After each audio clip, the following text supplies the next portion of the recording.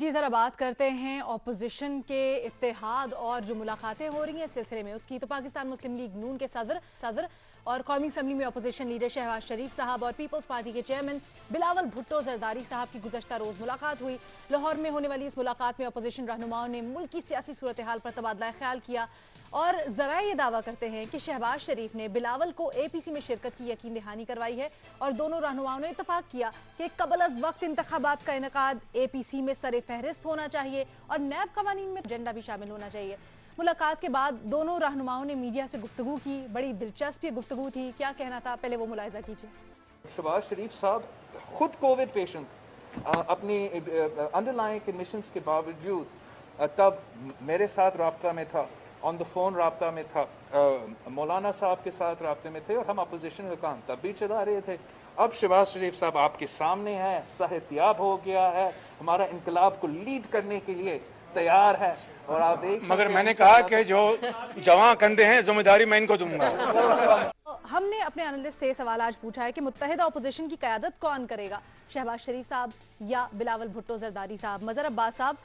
मेरा ख्याल है अगर ये कोई तहरीक चलती है, कोई लॉन्ग मार्च होता है, कोई मिलियन मार्च होता है, क्योंकि हमारे यहाँ तो इसी तरह की अब टर्म यूज़ होती हैं, तो उसकी क़यादत मौलाना फजल रहमान करेंगे।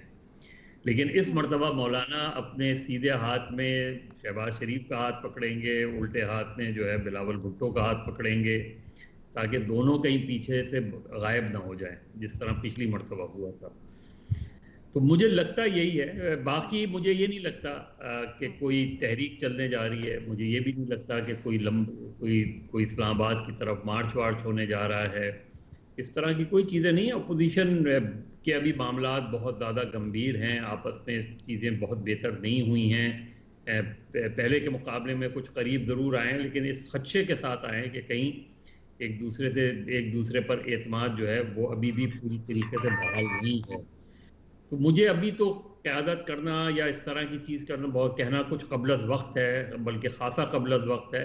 लेकिन ये ज़रूर है कि जो है अपोजिशन जो है वो पहले के मुकाबले में ज़्यादा करीब आने की कोशिश कर रही है और आई भी है। अच्छा, हसन निसार साहब। One and the same thing. एक के वालिद स्कैंडल्स की जद में हैं, दूसरे के बेटे। What a combination. क़यादत से क्या फ़र्क पड़ता है?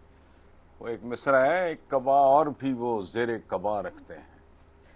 दोनों ही एक तरह के हैं, कोई कर ले क्या फ़र्क पड़ता है? शहजाद इकबाल साहब, हसन निसार साहब कहते हैं परेशान ना हुआ करें। अब देख लें, मतलब ये सिर्फ एक क्लिप की बात नहीं है। जब ये एक पॉइंट ऑपोजिशन बनी थी इलेक्शन के बाद, उसी वक्त झगड़ा शुरू हो गया।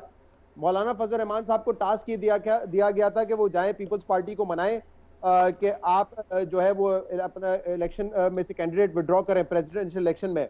उसमें वो नाकाम हुए। मौलाना फजल रहमान साहब खुद कैंडिडेट बन गए जॉइंट ऑपोजिशन के। एहतसास साहब ने भी लड़ा पीपल्स पार्टी से, जॉइंट ऑपोजिशन के कैंडिडेट फजल रहमान साहब थे। उसके बाद फिर वो जो धरना था मौलाना फजल रहमान साहब का, उसमें भी यही बातें की गई थी जो कल आपने सुनाई है बातें, कि हम अभी तो निकलेंगे सड़कों से, हम आधे रास्ते में जाएंगे और हुकूमत गिर जाएगी। ये जो बिलावल भुट्टो साहब ने कल कहा है, यही बातें आप रिपीट देख लें। धरने के पहले भी की थी, मौलाना फजल रहमान के धरने से पहले, इस्तीफा लिए बगैर नहीं जाएंगे, हम निकलेंगे और हुकूमत गिर जाएगी। ये सारी बातें दोबारा रिपीट हो रही हैं। उस वक्त भी कुछ नहीं हुआ, ना अब कुछ होगा। इस मुल्क में सिर्फ धरनों की वजह से, एहतजाज की वजह से हुकूमतें नहीं गिरती हैं। ये बात मेरे ख्याल से हम सबको समझ आ जानी चाहिए। पाकिस्तान की तारीख मेरे ख्याल से मजहर अब्बास साहब या हसन निसार साहब तो मुझसे बेहतर ही जानते हैं, लेकिन ऐसा होता नहीं है। तो इस मरतबा भी इस बात का कोई इम्कान नहीं है।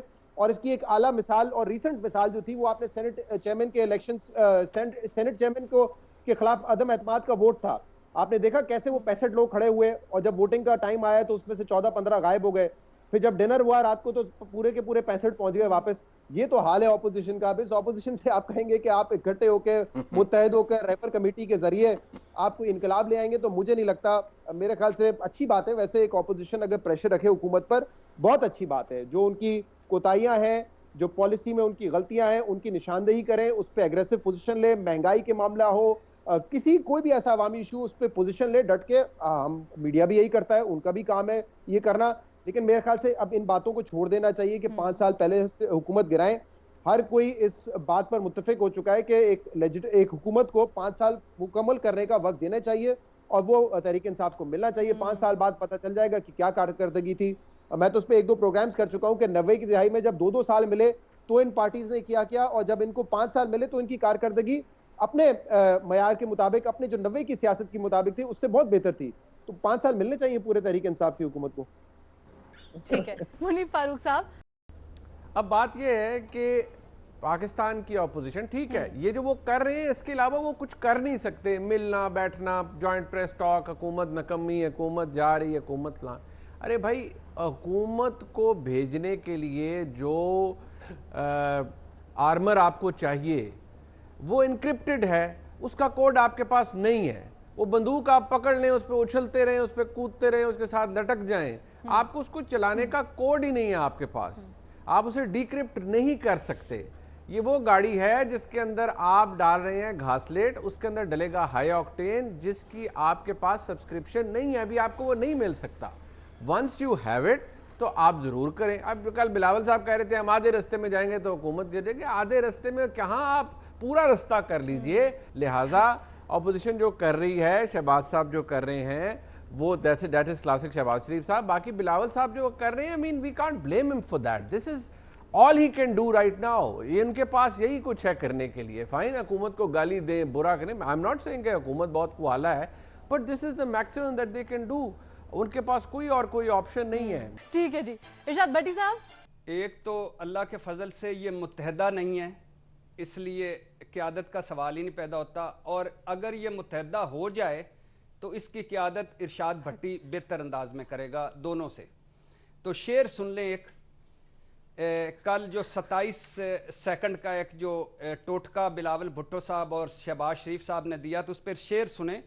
तुसी हुण सेहतमंद, तुसी अगे असी ये हमने अभी दिखाया भी है। तुसी हुण सेहतमंद, तुसी अगे असी पिछे, ए कह के बिलावल ने इनकलाब लीड खादमे आला सुच विच ला दिती। तुसी जवान, तुसी बनो प्रधान, ए फरमा के शहबाज शरीफ ने इनकलाब लीड सुच समेत बिलावल नू पकड़ा दी, अल्लाह के फजल से। अच्छा, ये है हमारी सियासत का असल चेहरा। ये 30 सेकंड या 27 सेकंड जो है, ये हमारी इसके बाद क्या बोलेंगे हमारी सियासत का, ये जबरदस्त हो गया।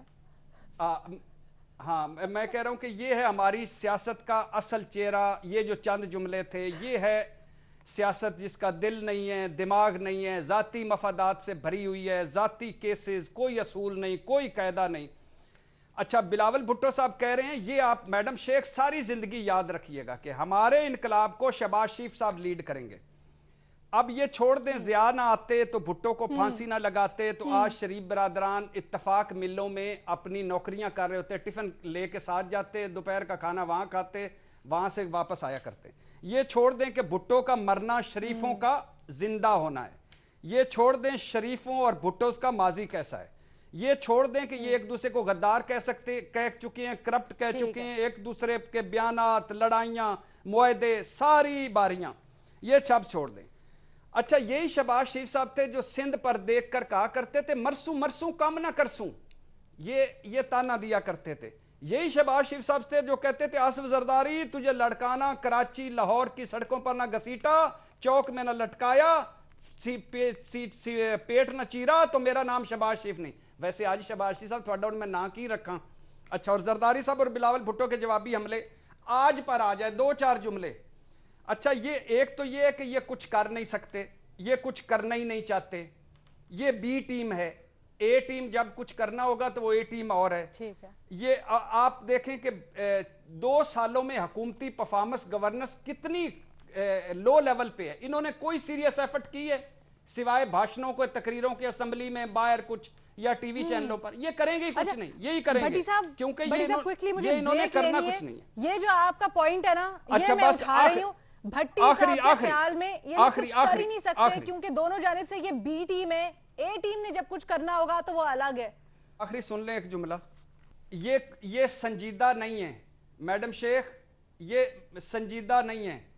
ये पहले भी एपीसी हो चुकी है, पहले भी मरियम बिलावल मुलाकातें, बिलावल शहबाज मुलाकातें, चाचा भतीजा मुलाकातें, रायविंड मुलाकातें, धरना, मार्च, फजलुर रहमान, सब कुछ।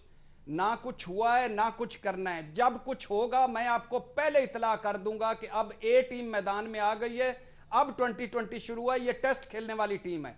पाकिस्तान जिंदाबाद। बस ठीक है भट्टी साहब, we gonna hold you to that. Bhatti साहब हमें बताएंगे जब कुछ असल में होने वाला होगा और ए टीम मैदान में आने वाली होगी। Let's take a break on that.